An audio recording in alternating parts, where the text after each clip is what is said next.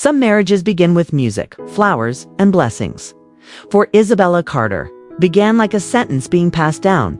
Born into privilege, Isabella had been trained since childhood to wear elegance like armor.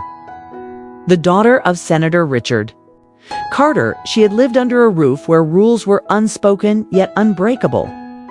Every public smile, every polite nod, every carefully chosen word had been rehearsed.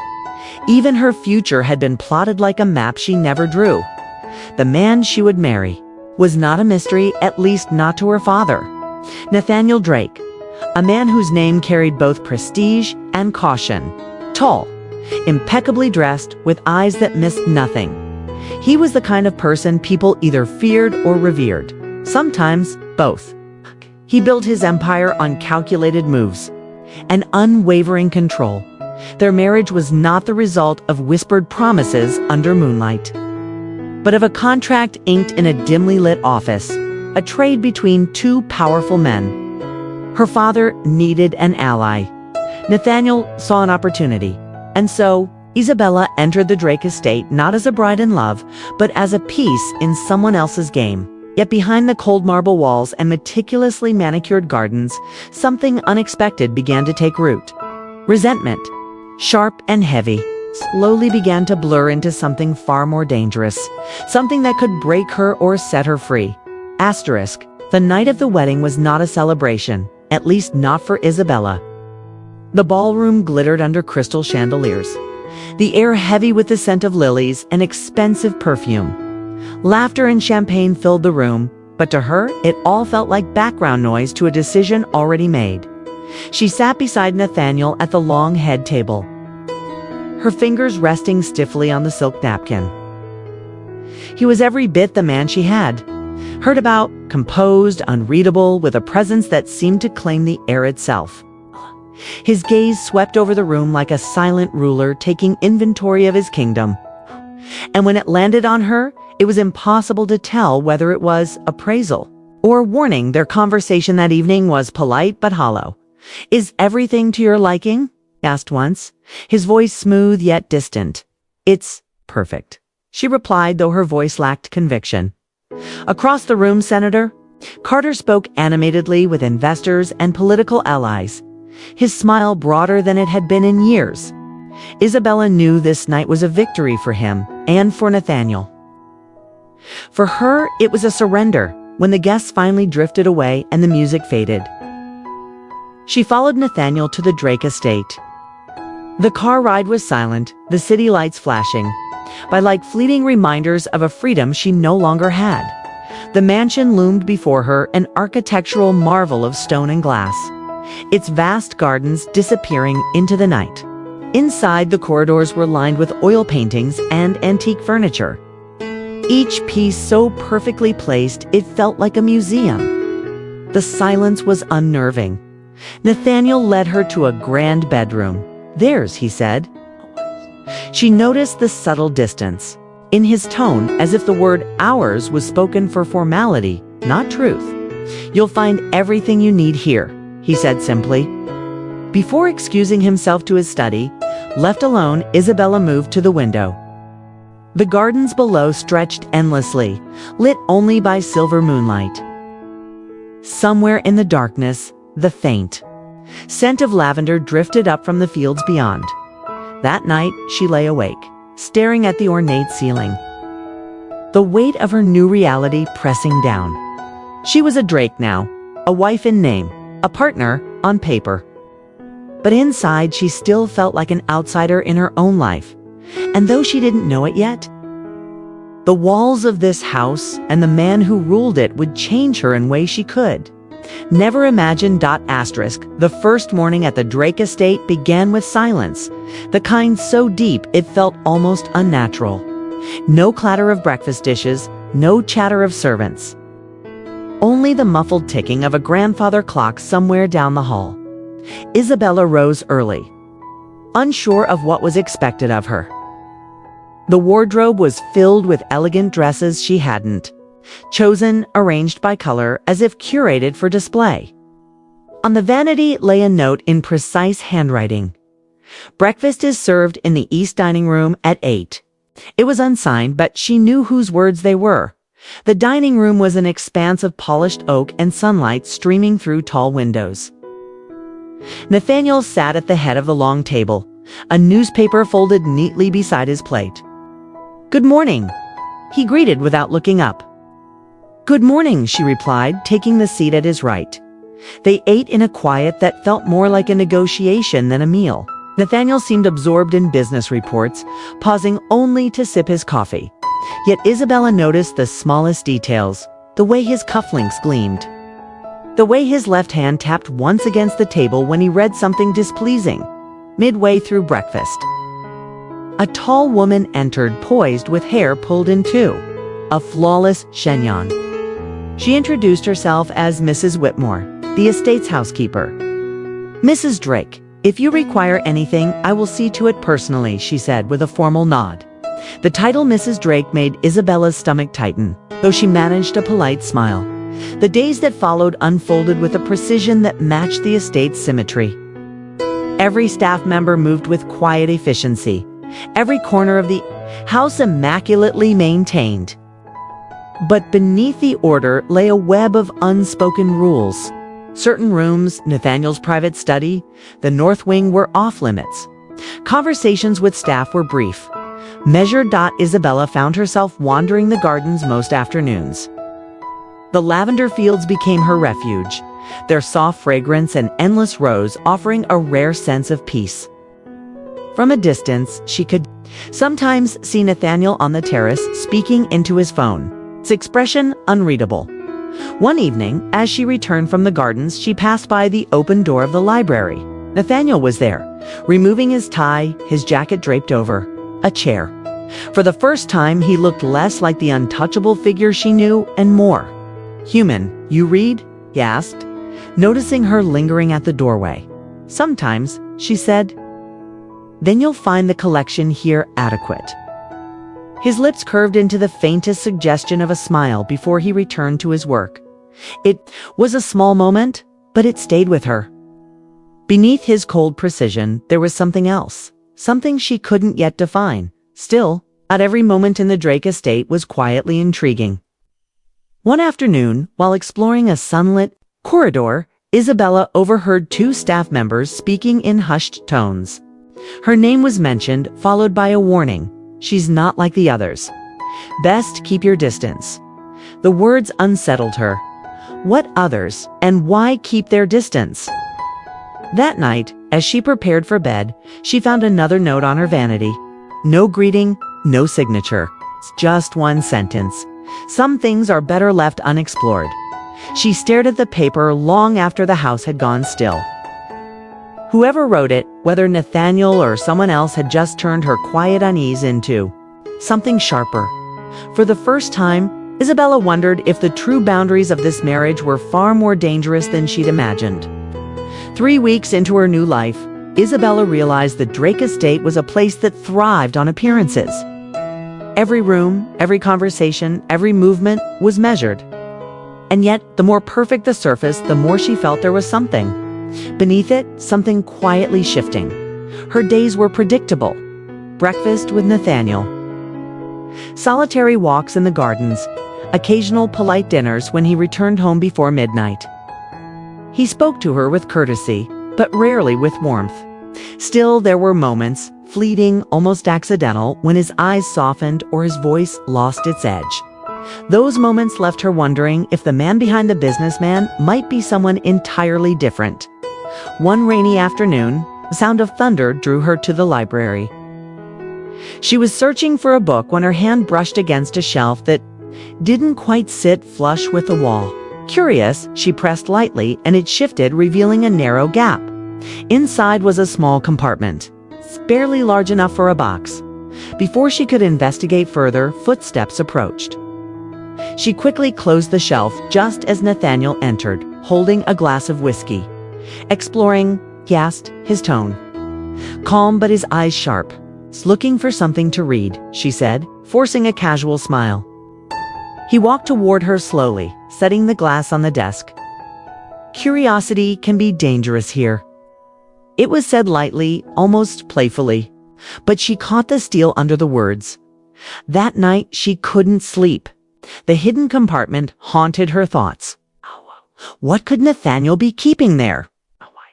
And why did his warning feel less like advice and more like a line she wasn't meant to cross? The next day, an unexpected visitor arrived. Isabella was descending the staircase when she heard voices in the foyer. Nathaniel stood speaking to a woman, striking with dark hair and an elegance that matched the house itself. When the woman noticed Isabella, she smiled warmly. "You must be Isabella," she said. "I'm Vivian." "She's an old friend," Nathaniel added. Though his tone carried a weight Isabella couldn't quite place, Vivian's presence at dinner that evening was unsettling. She seemed to know the house, the staff, even Nathaniel's habits. Its conversation flowed easily between them, filled with references Isabella didn't understand. Every so often, Vivian's gaze lingered on Nathaniel, just a second too long, and he didn't look away. When Vivian finally retired for the night, Nathaniel remained in the dining room, staring into his untouched drink. Isabella hesitated, then asked, "She's more than an old friend, isn't she?" His eyes lifted to hers, cool and unreadable. "Some questions," he said, "are better left unanswered." The following morning, Vivian was gone. No explanation, no goodbye. The staff avoided Isabella's eyes, and Nathaniel left early for meetings.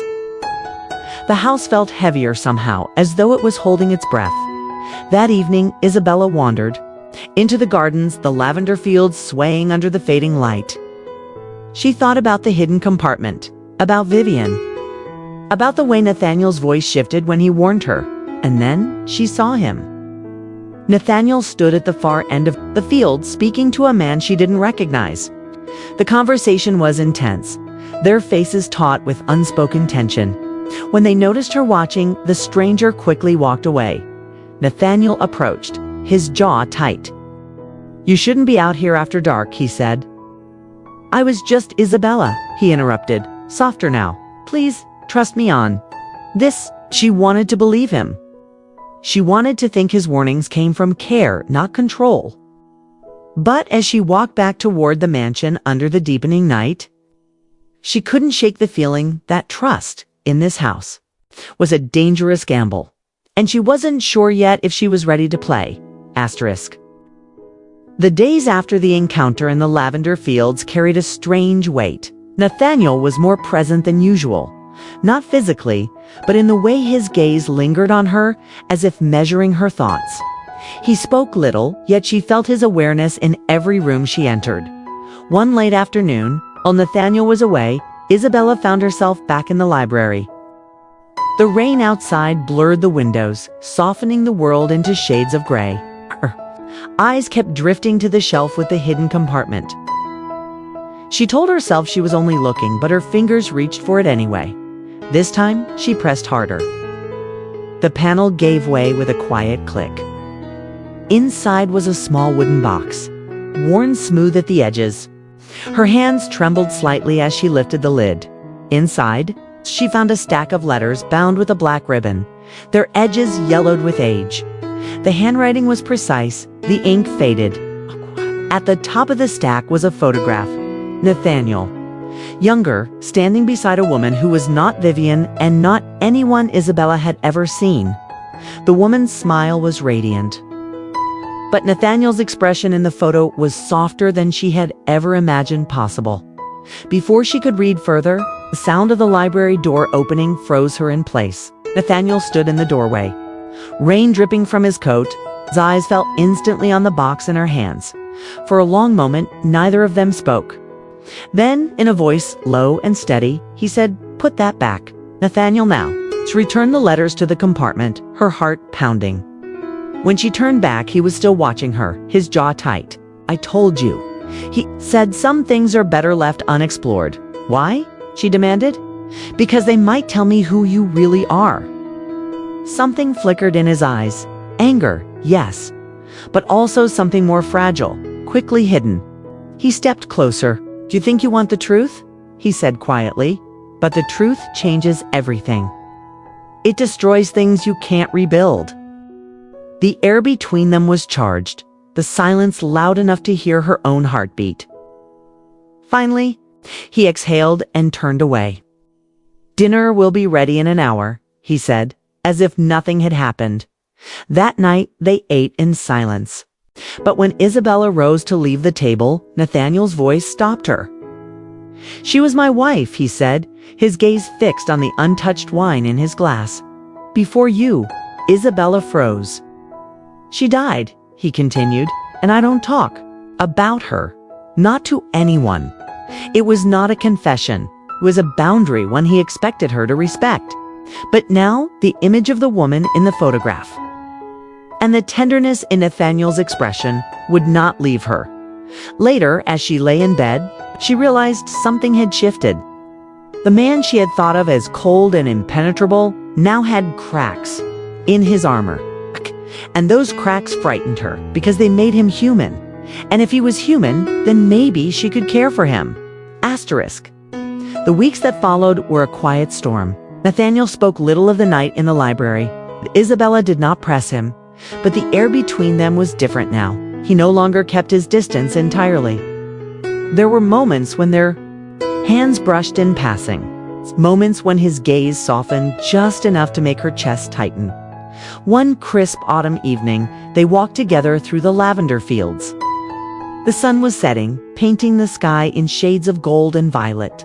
Nathaniel was uncharacteristically silent, his hands in his pockets.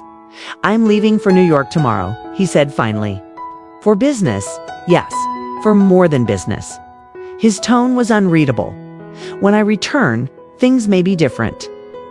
You might not like the changes." Something in his voice made her stop walking. "What are you trying to tell me, Nathaniel? That you deserve choices, and that staying here will never feel like freedom unless you choose it yourself." It was the closest thing to vulnerability she had ever heard from him. That night, Isabella lay awake, staring at the ceiling, hearing his words over and over. Choices, freedom, two things she had never truly been given. The next morning, she stood at the front steps as Nathaniel's car disappeared down the long driveway. The mansion felt emptier than it ever had. Days passed. She wandered the estate, the weight of decision pressing on her. In the library, she found herself again before the hidden compartment. This time, she opened the letters and read them. They were not love letters, not exactly. They were fragments of Nathaniel's life before her. Losses, betrayals, ambitions forged in pain. Each page made him less of a mystery and more of a man. When he returned, it was late afternoon. She was waiting for him in the lavender fields, the air filled with the hum of bees and the scent of summer fading. "You came back," he said, as if it surprised him. "I did." She stepped closer. "Not because I have to, because I want to." For the first time, he smiled. Not the practiced, polite curve of his lips she had seen at public events, but something real. "Then maybe," he said, "we can start over." The wind moved through the lavender, carrying their silence like a promise. Isabella knew the path ahead wouldn't be simple.